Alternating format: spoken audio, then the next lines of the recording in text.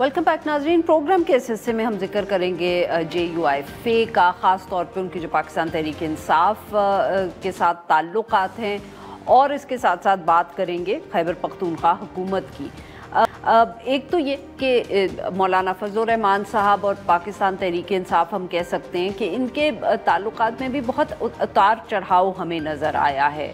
ख़ास तौर पे जब फरवरी 8 के इलेक्शंस हुए, उसके बाद जो JUIFA का भी एक मौक़िफ़ था धांधली को लेके, जिस तरह हुकूमत बनी, तो लग ये रहा था कि ऐसा भी एक दिन आएगा कि पाकिस्तान तहरीक इंसाफ और JUIFA जो है वो करीब हो जाएंगे, एक अपोजिशन इत्तेहाद का हिस्सा बनेंगे।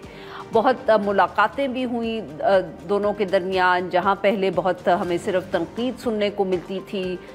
हम कह सकते हैं कि दोनों जमातों ने एक दूसरे के ख़िलाफ़ जो एक तल्ख़ ज़ुबान थी वो भी इस्तेमाल करना छोड़ी। फिर जब 26वीं आईनी तरमीम हो रही थी तो हमने बहुत, हम कह सकते हैं, कोऑर्डिनेशन भी देखी जो दोनों जमातों के दरमियान। मगर एक दफ़े जब 26वीं आईनी तरमीम हो गई तो फिर कुछ मामला जो थे वो ठंडे पड़ गए। पाकिस्तान तहरीक इंसाफ से बार बार ये तनकीद हुई कि JUIFA जो है वो उनके साथ इत्तेहाद का हिस्सा नहीं बन रही।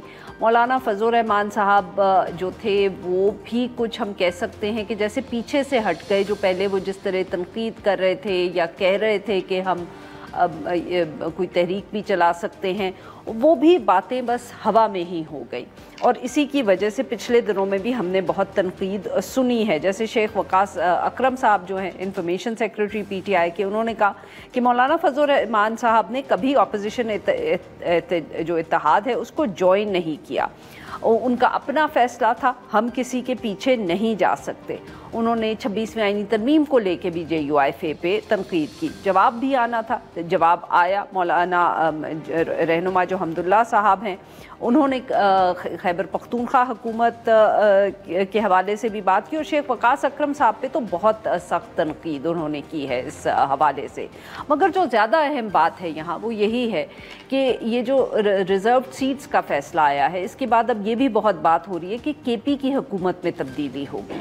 KP की हुकूमत में तब्दीली की अगर बात हुई तो फिर सवाल तो यही उठता है कि क्या JUIFA उस वोट ऑफ नो कॉन्फिडेंस में जो इस वक्त रूलिंग इत्तेहाद है, यानी कि हुकूमती इत्तेहाद है, उसका हिस्सा बनेंगे, उसकी मदद करेंगे। उनके बगैर लोगों का ख्याल है कि KP में हुकूमत, नॉन PTI हुकूमत बनानी बहुत मुश्किल है।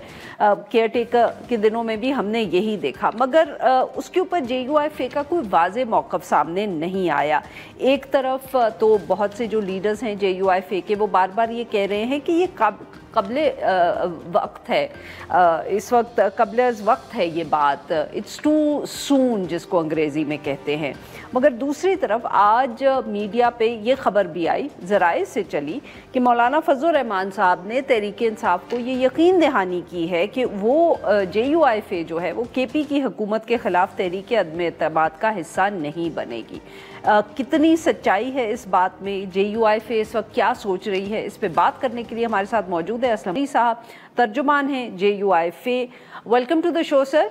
गौरी साहब, सबसे पहले तो सर यही बताइएगा कि ये जो इस वक्त बात हो रही है कि खैबर पख्तूनख्वा में हुकूमत बन सकती है, नई नंबर्स अब तब्दील हो जाएंगे, या कोई फॉरवर्ड ब्लॉक बन जाएगा पाकिस्तान तहरीक इंसाफ में, तो कोई ऐसी गुफ्तगू सर आपकी जमात तक पहुंची है? किसी ने कोई इस हवाले से पैगाम पहुंचाया है? बहुत शुक्रिया आपका।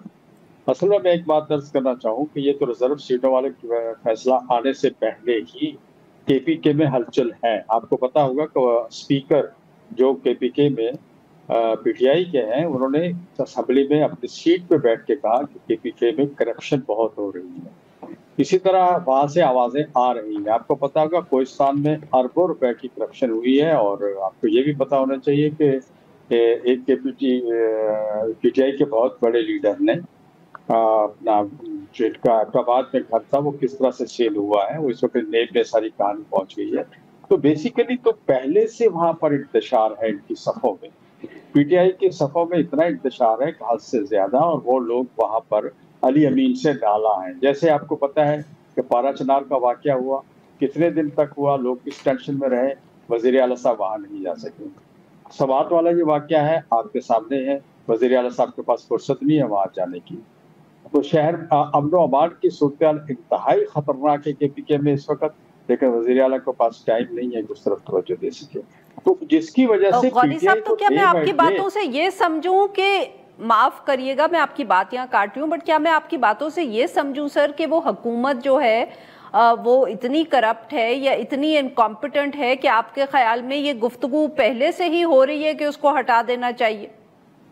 जी, उनकी सफों में पहले से हो रही है, PTI की सफों में पहले से हो रही है। अच्छा, उनकी सफों में हो रही है, आप लोग नहीं ये बात कर रहे, आप लोग या PMLN या ANP ये बात नहीं कर रहे। हम लोग तो कह ही रहे थे ना, हम लोग तो पहले से कह रहे हैं कि अली अमीन की हुकूमत इंतहाई कमजोर हुकूमत है और वो किसी चीज को कंट्रोल नहीं, लेकिन अब तो PTI की सफों से हो रही है बात ना। स्पीकर PTI का स्पीकर है, वो अपनी सीट पे बैठ के चेयर करते हुए असेंबली में ये बात कहते हैं। तो उनके यहाँ उनकी सफों में पहले से इख्तलाफ है और इस वक्त वो हुकूमत डावाडोल है। और वो अपना वजन किसके सर पे डालती है कि जी मुझे JUI ने गिराया, मुझे जनाब मुस्लिम लीग ने गिराया, मुझे पीपल्स पार्टी ने गिराया। शहीद होने का तो हमें बड़ा शौक होता है ना जी। आपको याद होगा पिछले दिनों अली अमीन ने तो ये भी कहा था कि मैं ये असेंबली तोड़ दूंगा, अभी कुछ दिन पहले की बात है, और उसने कहा था ये मैं असेंबली तोड़ सकता हूँ। तो हम तो इंतजार में थे कि वो असेंबली साहब तोड़ेंगे ताकि पूरे KPK में 47 वाले। सर आप मुझे सब कुछ बता रहे हैं मगर ये नहीं बता रहे कि आपकी जमात का मौकफ क्या है इसके ऊपर। देखिए, हमारा मौका बिल्कुल सामने है कि इस वक्त तक हमें कबल उस वक्त हम कोई बात नहीं कह सकते, कोई चीज मेच्योर होकर हमारे सामने नहीं आई, किसी भी साइड से तक हमसे कोई राब्ता नहीं है। ये चीजें मीडिया पे जरूर हैं और मीडिया पे ये चल रही है, मीडिया के दोस्त हमसे राब्ता भी करते हैं, हम भी उनसे बात कर लेते हैं, पूछते हैं दूसरे से, लेकिन अभी तक किसी सिर्फ से जहाँ से आनी चाहिए हुकूमत की तरफ से या किसी और तरफ से, अभी तक हमारे पास कोई ऐसा इत्तेहाद बनाने की या इस तरह की कुछ चीज मेच्योर होकर हमारे पास नहीं आई कि हम इस पर काम कर सकेंगे। हमारे यहाँ फैसले हमारे फोरम करते हैं, हमारे अदारे करते हैं, मौलाना फजलरहमान साहब नहीं करते। जब तक ये कोई मेच्योर होकर चीज आएगी फिर हम अपने फोरम पे बात करेंगे। इस वक्त तक हमारे पास कोई ऐसी चीज ऑन द रिकॉर्ड नहीं है कि जिस पर बात कर सकें। बिल्कुल ठीक। अच्छा सर, आज ये भी खबर चली है मीडिया पे, तो मैं ये आपको इसलिए जिक्र कर रही हूँ because I want you to confirm it और डिनाई इट कि मौलाना साहब ने राब्ता किया है पाकिस्तान तहरीक इंसाफ से और उनको ये तसल्ली दी है कि किसी भी ऐसी तहरीक अदम एतमाद के वो हिस्सा नहीं बनेंगे। क्या आप इसको कंफर्म या डिनाई कर सकते हैं इस खबर को? देखिए, मेरे पास खबर जो आई है, शायद आपके पास थोड़ी तब्दील है, मेरे पास तो खबर ये आई है कि मौलाना फजलरहमान साहब के पास PTI वाले आए हैं, उन्होंने राब्ता किया। मेरे पास तो ये खबर आई और हमने राब्ता किसी से नहीं किया, ना हमें जरूरत है। जब एक तरफ से ये जुबान जो आप सुना रही हैं, अकरम वकास जैसे लोग की ये जुबान होगी तो फिर हम इनसे राब्ते करेंगे, हम इनसे खरात या भीख मांगेंगे? हम क्यों करेंगे? जरूरत उनको होगी तो हमसे कर देंगे। तो सर मुलाकात में क्या हुआ? दूसरी बात तो आप जो कह रहे हैं कि उन्होंने राब्ता किया, तो फिर क्या हुआ?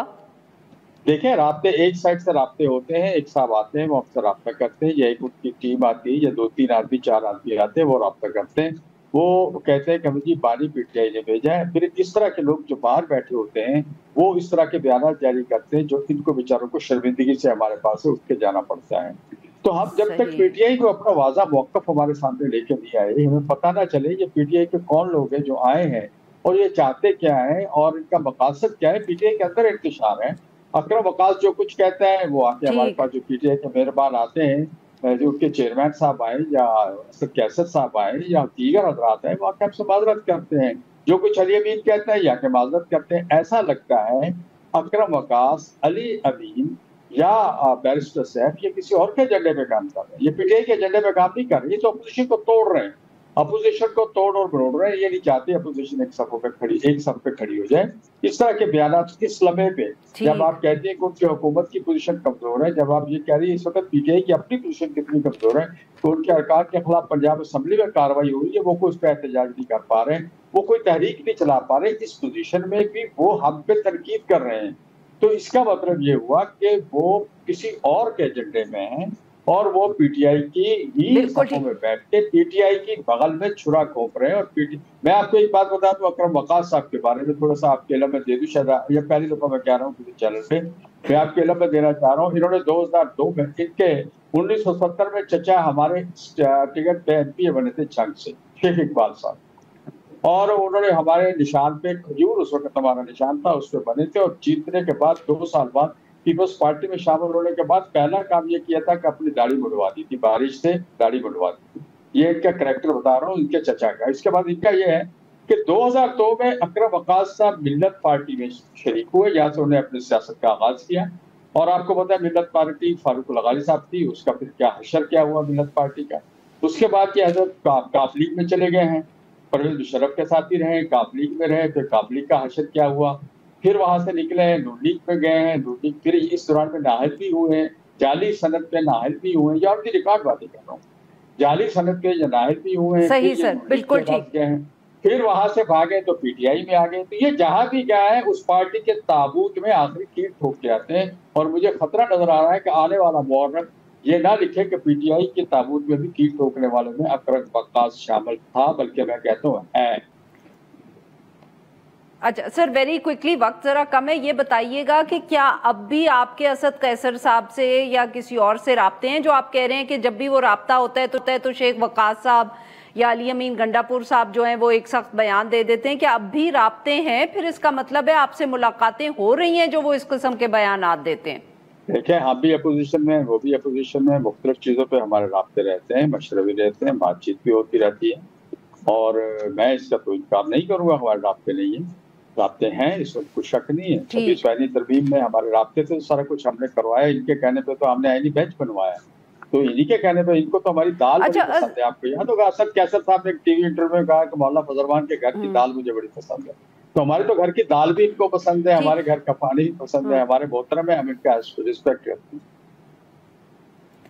पर सर मुझे आप मतलब कि अगर आपके साथ उनके मरासिम भी हैं, आप लोग मिलते भी हैं, तो फिर ये क्या आप मतलब कि आपकी पार्टी जो है, आपके ख्याल में अगर ऐसा कोई मौका आया कि उनके खिलाफ VONC हो रहा हो खैबर पख्तूनख्वा में, कोई तहरीक अदम एतमाद हो, तो आप उसके खिलाफ हिस्सा बनेंगे? मैं ये इसलिए पूछ रही हूँ सर क्योंकि जब सेंटर में PTI की हुकूमत के खिलाफ VONC हुआ तो JUIF ने उसमें हिस्सा लिया था।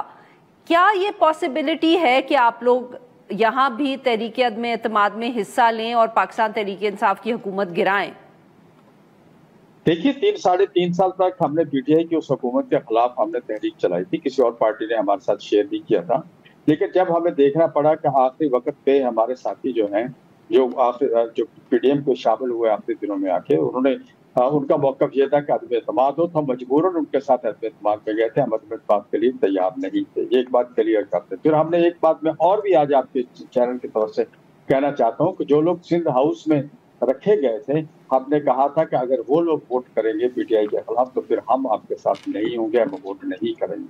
नतीजा आपने देखा होगा, कुछ लोगों ने वोट नहीं किया, जो पार्लियामेंट के अंदर थे उन्हीं लोगों ने वोट किया। जो इस तरह के लोग थे जिनको जबरदस्ती आगे पीछे किया जाता है, उन्होंने वोट नहीं किया। फॉरवर्ड ब्लॉक ने वोट नहीं किया था इनके खिलाफ।